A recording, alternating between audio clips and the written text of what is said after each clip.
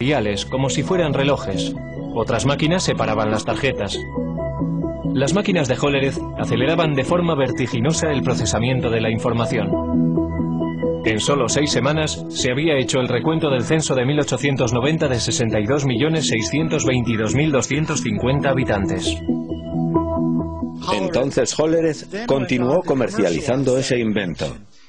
Se dio cuenta de que el censo era un gran cliente, pero seamos realistas, si solo recibes un pedido una vez cada 10 años. Entonces salió y consiguió hacer negocio entre los ferrocarriles, por ejemplo, y formó una compañía que finalmente se convirtió en la base para la IBM. La invención de Hollerith fue un hito en el camino de lo mecánico a lo digital. Pero todavía faltarían 50 años y el poder destructivo de una guerra mundial para que arrancara el primer ordenador verdadero. Antes de los años 30, los aparatos mecánicos computacionales se utilizaban para seguirle la pista a la población, pasajeros de tren y archivos de seguros de vida. Pero los primeros ordenadores digitales electrónicos se construyeron con un objetivo mucho más persuasivo en la mente: ayudar a ganar una guerra mundial. Una de las máquinas más tempranas se propuso por los británicos para romper el código alemán, conocido por Enigma. Con ello empezaron a creer que se podía ganar la guerra. Una de las personas que trabajó para romper el código Enigma fue Alan Turing.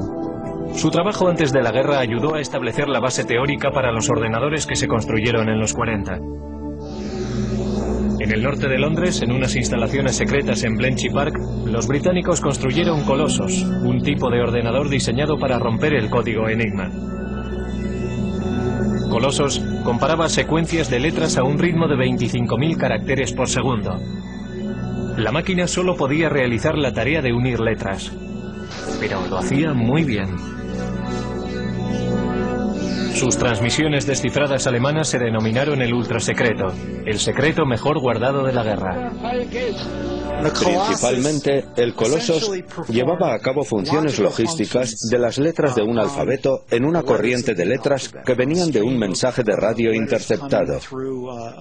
No los descifraba, pero sí podía efectuar una serie de combinaciones que en gran medida se asemeja a lo que hace un ordenador. Mientras el Colossus rompía códigos alemanes, al otro lado del Atlántico los ingenieros trabajaban para construir otro aparato computacional, una máquina que influiría directamente en el diseño de todos los ordenadores futuros. América era un centro neurálgico productor de instrumentos de guerra, pero para 1943 había una escasez crítica de un componente sorprendente de la máquina de guerra: tablas de disparos para piezas de artillería. Estas tablas permitían a los artilleros apuntar sus armas correctamente en gamas diferentes, altitudes, temperaturas y condiciones del viento. Los ordenadores humanos trabajaron frenéticamente para producir cálculos mecánicos para crear esas tablas, pero lo pasaron mal intentando estar a la altura. Durante la Segunda Guerra Mundial se producían muchas armas. Había que calcular muchas tablas de disparo. Era realmente un gran trabajo y estaba ralentizando la entrega de armas al frente.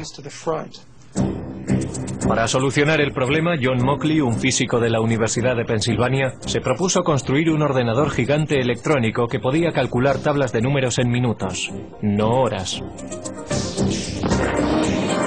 El ejército, desesperado por un aparato que les ayudara a ganar la guerra, de mala gana se centró en el coste propuesto de $500,000.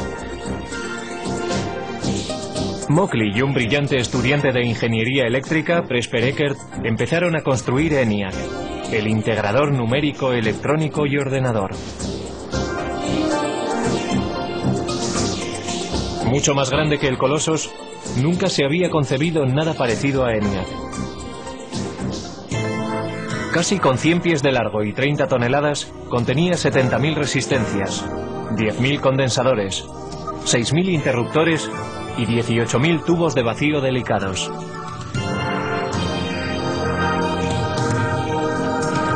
Los tubos funcionaban como bombillas.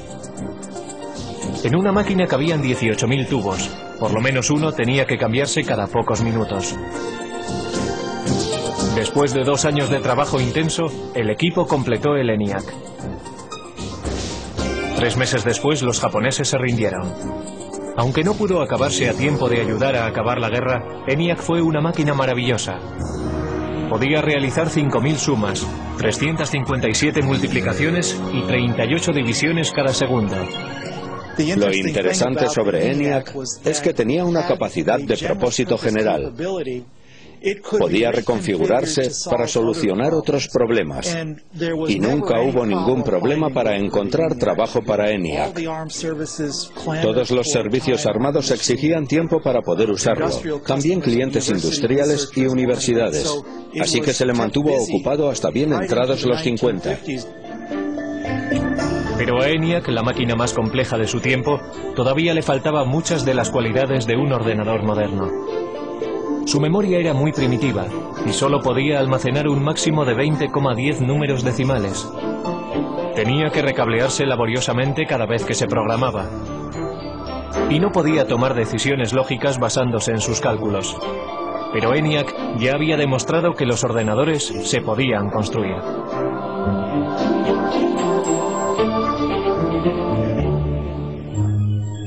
Justo antes del final de la Segunda Guerra Mundial, John von Neumann, un consejero de Ecker y Mockley en el proyecto ENIAC, escribió un ensayo que iba a influir de forma definitiva en el siguiente paso del diseño de ordenadores.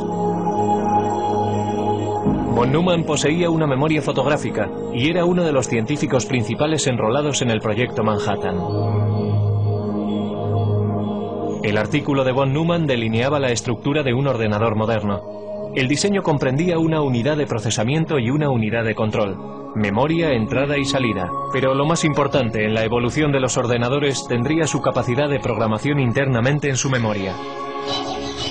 Internamente contenía programas para darle al ordenador su potencia y versatilidad, porque un programa interno puede modificar lo que hace, basándose en los datos o los resultados de las computaciones. El trabajo de von Neumann proponía una máquina que realmente poseyera una capacidad general de propósito. En su trabajo describió los atributos del ordenador, cómo tenía que organizarse de forma lógica. Esto es, necesitaba tener un procesador central donde los cálculos se pudieran llevar a cabo. Necesitaba una memoria donde los datos de programación pudieran ser almacenados. Y necesitaba tener una unidad de salida y una unidad de entrada de algún tipo. Trazó el plan lógico, el mapa para un ordenador, y señaló la dirección que había que tomar para el futuro. La idea para almacenar programas internamente era la última llave para desarrollar el verdadero ordenador con un propósito general. Pero si fue o no la idea de von Neumann es algo que se ha debatido con vehemencia recientemente. Ecker y Mockley, que habían trabajado con von Neumann, dijeron que habían formulado programas internos como parte rutinaria de su trabajo al construir ENIAC. Sin embargo, Ecker y Mockley no fueron incluidos como autores en el artículo y se sintieron traicionados. Pero al darse cuenta de que el ordenador encontraría un lugar en el mundo de los negocios, Ecker y Mockley formaron su propia compañía. Empezaron a trabajar en una máquina que llamaron UNIVAC, Ordenador Universal Automático. A diferencia de sus predecesores, UNIVAC era una máquina amable, diseñada para solucionar problemas científicos o militares. Podía diseñarse para satisfacer varios propósitos. El UNIVAC también constituía el primer ordenador en poder fabricarse en masa y venderse comercialmente. La máquina podía ser programada para toda una serie de tareas de procesamiento de datos como nóminas, inventarios y facturación. Unidades de cinta compactas y magnéticas almacenaban datos y los resultados se imprimían automáticamente.